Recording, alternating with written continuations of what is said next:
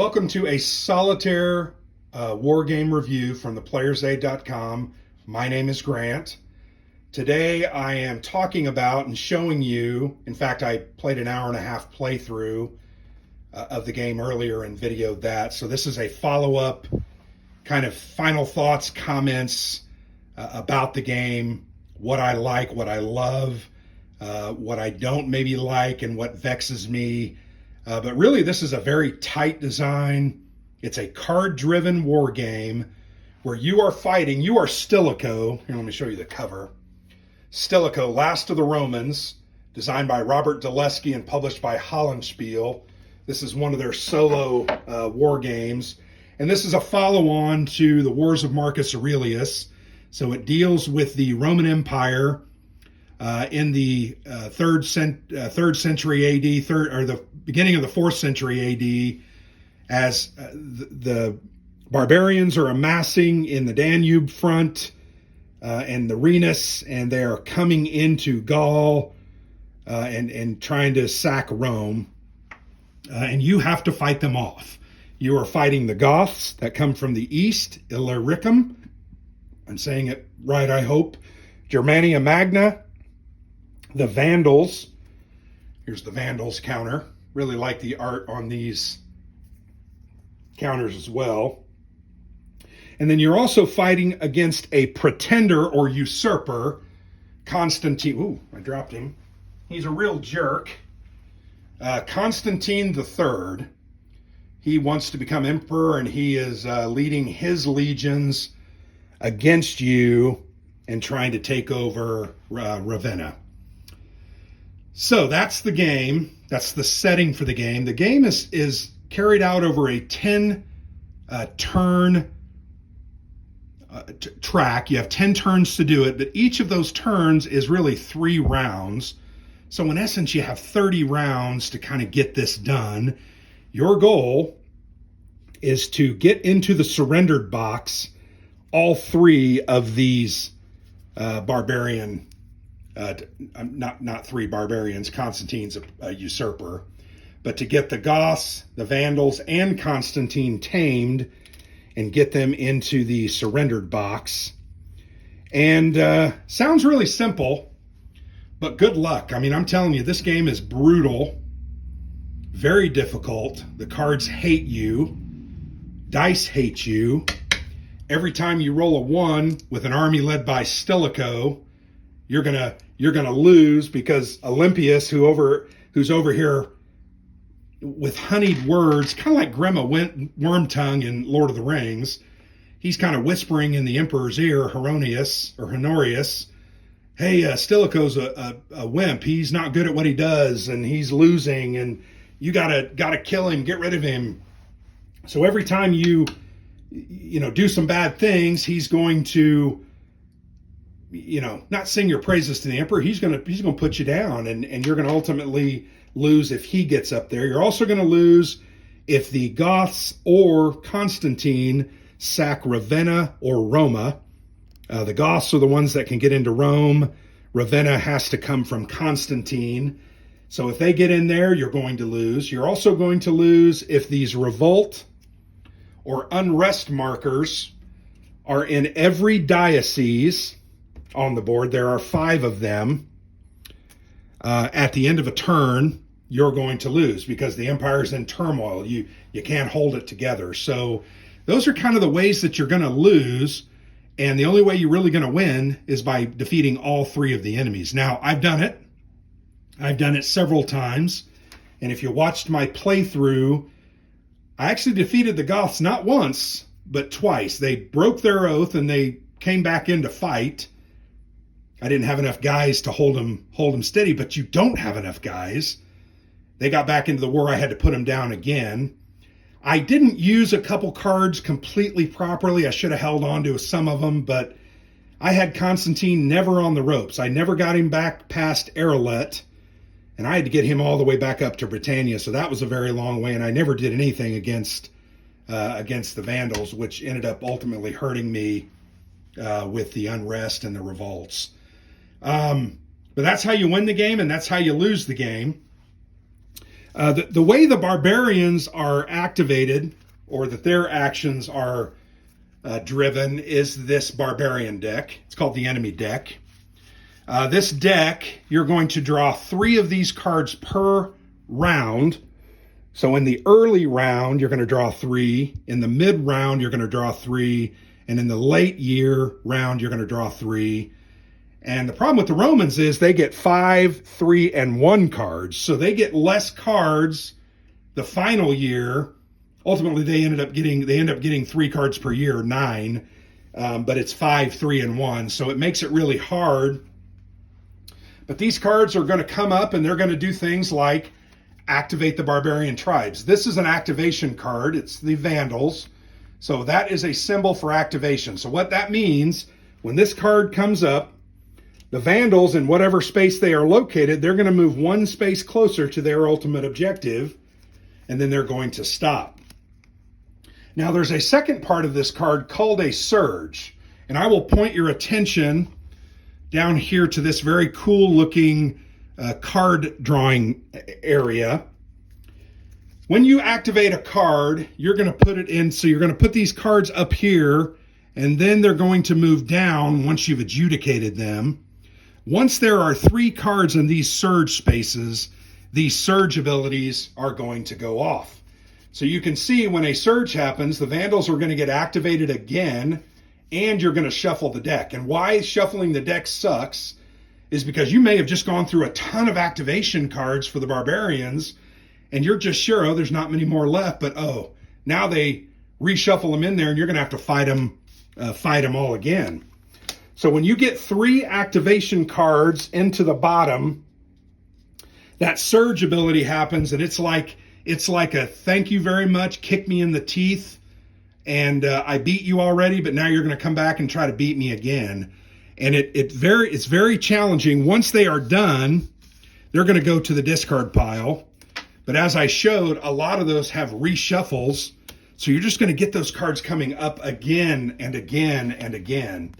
On top of that, you've got various negative, or sometimes positive, not often, cards. Like this card, Oathbreaker, you're going to perform an Oathbreaker check on all surrendered enemies. Now, at the wrong time, that can be terribly bad. Here you're going to advance Olympius. Now, remember I told you Olympius is working against you. If he gets up to the top, you get executed immediately. That happened to me during my playthrough.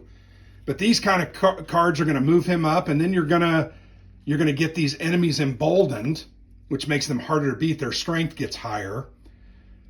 Here you're going to activate Olympus ×1, randomly discard a Roman card. That sucks. You've only got a certain amount of cards. Permanently remove Symmachus from the game. Symmachus is your little advocate over here. He's not a general. He's simply advocating for you in this advocacy box on the Olympus track. He's giving you bonuses to your rolls, but there's all kinds of cards in there. If you're interested in the makeup of this deck, I'm not going to go through it here, but I did write a series of action point posts on the blog. One of those I went through and did a serious analysis of the cards, how many activations per deck each side has, etc. Those are things that you can learn from and understand what's coming against you. But this deck is bad, and the other thing I would say to you is there are some late war cards that get shuffled into this deck at the end of turn 5, and they get worse. Some of their abilities just are atrocious, and they get shuffled in, so this deck gets even bigger. So you've got to survive that and fight through it and be able to live. Now, the player has a Roman deck, and I've already played some of these cards. You'll notice some of the better cards are already out of the deck. They've been played and they get removed because they are good. But this is an action economy style of deck. Your cards represent your economy, your actions, how many things you can do. So in a turn, in order to take an action like attack or get rid of a revolt or counter Olympius or move guys around from one side to another, you have to discard a card. So you can do that, or you can play these cards for the event. So this one says play after winning an attack to demoralize the defeated enemy. So this is Constantine's emboldened side. You'll notice he has the round black circle around his head. His power is a 6. On the back side, when he's demoralized, he's a 5. So he's a little easier to beat. I wish that the demoralized would go down more, like a 3. But that's what that card is referring to. You can demoralize the enemy after you defeat them. Normally that only happens when they roll a 1 on an attack die. If they ever roll a 6 on an attack die and they're demoralized, they become emboldened. So you get all kinds of events. Some of the events are very, very good. Remember, to do an attack, you have to discard a card. Here's a card that says make an attack with +2 to the Roman attack value. That card means I don't have to discard it to make an attack. I discard it to make an attack at +2. So this is a very valuable card. Here's one that says +4 to the Roman attack value. That simply, you already have to attack, so you have had to have discarded a card to attack, but you play this card, you add 4 to it. Here's a very valuable card, Major Campaign Against the Goths. You get to make 2 attacks against the Goths. Normally that would be 2 different cards. This is a 2 for 1. You get rid of this card, you get 2 attacks for the price of 1. Here's another card, and I use this in my playthrough to get a really cool card out. I think I got the Major Campaign Against the Goths. But you go into your discard and you pull out a card. So there's all types of those kinds of things.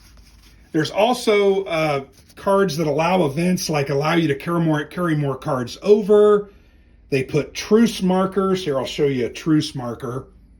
Like this is a Constantine truce marker. If I play the card that says, hey, we're in a truce, Constantine won't activate when his card comes up in the Barbarian deck until the end of the turn. So those kind of things can be used very powerfully to benefit yourself, but this is your action deck, and it's very important. It's also very important to understand that in round 1 of any single turn, you get 5 cards the first round.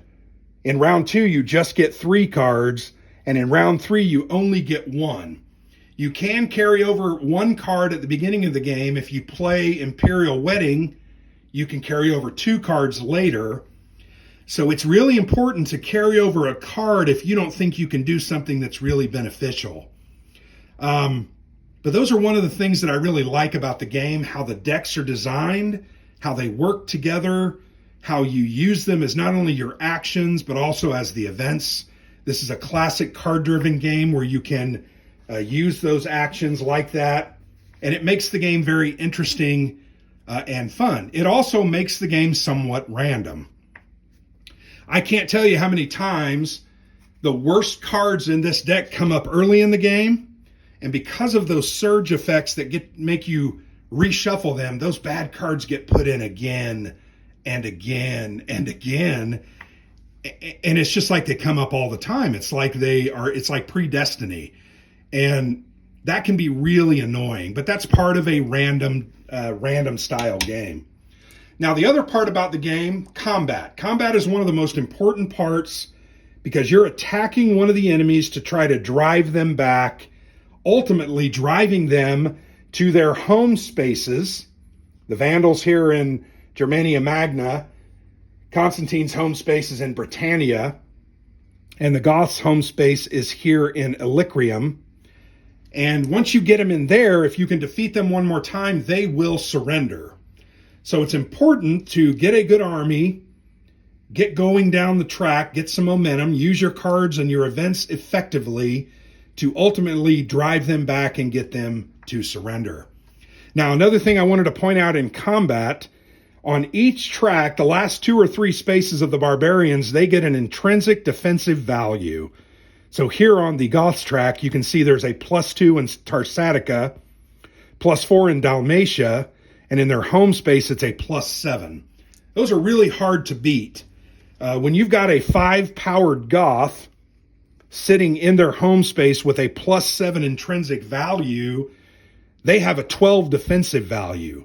The highest value you're ever going to have in your army box is 6 comitatenses, which are legionaries, and a leader of 1 or 2 attack value. This is Stilicho, who gives you a 2. Your other starting leader in the game, Saris, only gives you a 1. Now, there is a leader in the leader box that you have to get an event to get out called Constantius. He gives you a 2 versus Constantine III, but a 1 against everybody else. So if you can get him out late in the game, Constantius is very valuable in keeping Constantine either surrendered or keeping him at bay. But once again, combat. I'm going to show you a very simple example of combat. So here I've got my army of 6 comitats. I'm going to call them comitats for short, led by Stilicho. That's an 8. I discarded a card to make him attack, right? I'm going up against the Goths here, who are in their home space with a 7 intrinsic value and 5 on their normal. So you can see I'm behind the 8 ball. I'm 8 to their 12. I wouldn't want to make these attacks unless I had a handful of cards that either bump my attacks up, like this one, make an attack at +2, or this one, add +4 to an attack. Or there's another very, very cool card. Love this one, Supply Lines. Reduce the defense value of a space in Germania Magna or Illyricum by half for 1 attack. So this 7 would all of a sudden become a 4, and that makes a huge difference. So once again, let's assume I just discard a card. I have to discard a card to attack. I'm an 8 going up against his 12. I have these 3 cards in my hand. This would be an extremely fortunate and lucky draw. I'm going to go ahead and reduce the defensive value of his home space to 4. So all of a sudden he's a 9 versus my 8. I'm okay with that. I'm going to take that chance. I'm an 8, he's a 9. We now roll a d6, and we're going to add this value to our totals, compare them at the end, the higher result wins. So the red is Stilicho, Roman red. The blue is the barbarian. All right, so here's what I rolled. I rolled a 3 for Stilicho and a 1 for the barbarians. I'm going to talk about that 1 here in just a minute, but this results in a win for me because I'm attacking with an 8. He is a 4 plus 5 is a 9. That makes him 9 plus 1 is a 10. I'm an 8. I rolled a 3. 8 and 3 is 11. 11 beats a 10. I beat him in the Goth home space. He now surrenders. So he moves to my surrendered box, and he's not going to come back unless a barbarian card activates him during a turn. So for instance, when this activates him as it's drawn out, he's going to perform what's called an Oathbreaker check. He's going to roll a d6, and he has to overcome the combat value that is arrayed against him on that track. So the Goth track, I still have 8 guys, 6 legionaries, and 2 for Stilicho. He can't roll higher than an 8. So now let's assume I didn't have Stilicho in there. I had Saris. And I only had, say, 4. So if he can roll a 6 or higher, he's going to come back. He rolled a 2. He doesn't do his Oathbreaker check. He stays surrendered, and the game moves on. But back to the roll. When I rolled, excuse me, when I rolled in combat, the barbarians rolled a 1. Now, it doesn't matter in this instance because he surrendered. But let's say I attacked him here in Dalmatia. I defeated him, but he rolled a 1. He's going to become demoralized. So he's going to go from his 5 side to his 4 side and be forced to retreat 1 box because I defeated him. Now, he's going to stay demoralized until he either rolls a 6 in combat, or there is a card that shows him becoming emboldened. I'm not sure there's any for the Goths. Let me show you a symbol. Yes. So you can see that symbol there means embolden the Goths and then activate them. So that emboldened symbol would flip him back over to his bigger side, but now all of a sudden he's only a 4. So if I can get him demoralized up here, man, I can push him back and it becomes a little bit that much easier. So that's how combat works. The other thing I'm going to tell you about combat, anytime you have an army led by Stilicho, that's your main leader. Sorry, it's not, why is that not showing up? There we go. Anytime you have an army led by him and he rolls a 6 in combat, that's going to drive Olympius on his track back down because it's quieting his complaining and railing against you in the ears of the emperor. He has nothing good to say about you or bad to say about you because you just destroyed the barbarian army. You rolled a 6. Now, if you roll a 1, the opposite happens. He moves up. And that's going to happen throughout the game only on an army controlled by Stilicho. That's a very important distinction that you have to remember. And why you're concerned about this is you ultimately lose when he gets into the Stilicho executed box. That was how the playthrough I just did ended. I lost because Olympius complained to the emperor enough and he bought his crap and ended up killing me. So I showed you combat, showed you how to win, talked about the cards and the decks, how they activate. The other thing I want to talk about, this game is literally fantastically illustrated. This is a big step up from their previous games. And no offense, Amabel's a soldier. She's working hard on the art. But they hired, I think this is Mark Mahaffey, if I'm not mistaken. Yes, Mark Mahaffey did the artwork, and I'm assuming that means the map as well. But you can see a couple things about this map. Very interesting use of color. You know, you've got the yellow, the purples, the greens. Love the way that looks. Love the various relief elements you can see for the mountains. Here you have the Italian Alps, and their kind of, elevation is shown. Love the boxes. I love the different symbols. These are tribal symbols of all these Germanic tribes kind of spread out across the board around the edge. Really like that. Love the way the art is put together and the text and the style. Love that there's writing on the board that reminds you of various rules. Very important. What's the other? This board, sorry. This enemy deck board, very cool. So this is the Emperor sitting here. He's feeding these pigeons. And here's this Olympius idiot and his entourage trying to rail against you. I just think that's a great drawing, and I'm sure it was taken from antiquity or something, but very nicely done. The cards are great. Love the art on the back of the Roman cards, the art on the back of the barbarian cards. These are the barbarians sacking Rome and tearing down various statues. Just a lovely game. Very functional. The rules are excellent. You really can't go wrong. I think there's about, let me see, how many pages you got? You got 18 pages of rules.